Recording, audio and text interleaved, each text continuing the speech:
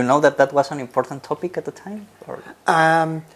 We didn't know that, but I think we both felt that. He had different reasons to feel it was important than I had. His reasons was that it rang a bell when you looked at the experimental data. So he knew experimental physics quite well. He knew what people measured, in particular regarding the weak force.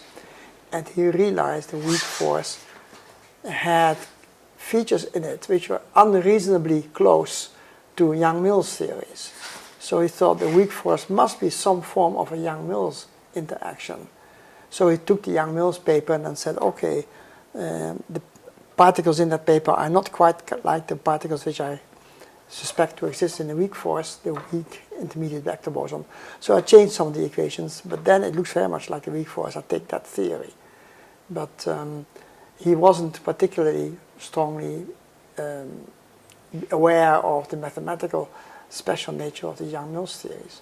So he thought this was just a complication that he had to work through, but not that had to be put totally central in his theories. So I had a quite different viewpoint. I had a very different starting point. So so I thought that there should be other ways to look at the problem, and there should be one coherent picture to describe these theories. So Veldman had bounced into a problem that he couldn't solve, but he solved it like a car mechanic would solve the problem. So he would, for instance, say, okay, these mathematical equations become complicated. Let's see how we can build a stronger structure here. And so the human mind was too weak. If you try to do the calculations, you make mistakes.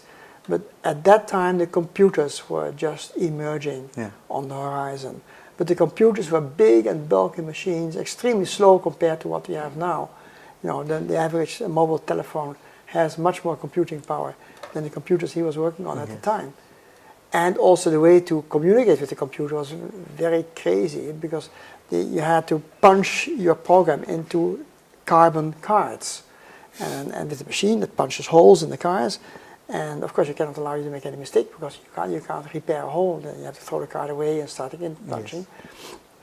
Yes. And with this bunch of cars, he would travel every day to Amsterdam, from Utrecht to Amsterdam, because in Amsterdam there was this big computer, and you feed the cards into the computer, and then you have to go home, and the next day the computer comes with an answer, because the computer was used for everybody. You know, it was not just. Imagine now that you have one mobile phone with hundreds of different people, all working on the same mobile phone, and a mobile phone not as smart as the ones we have at present. You can imagine how difficult that was. Right. So if you had a mistake in your program, you had to wait a day before you could repair your mistake. Anyhow, he had the audacity to use that computer not only for doing calculations with numbers, but to actually solve equations. So he insisted that the equations were too difficult to solve by hand, because you need many pieces of wallpaper to solve your equations. You will make mistakes. The computer doesn't make mistakes. So once you get it correct. So that's what he did. He said, my equations are too complicated. If I feed them into the computer, I can understand what they do. The only thing was, the computer basically confirmed to him that the equations didn't work. The equations that he was looking at. So he was very much having a problem with that.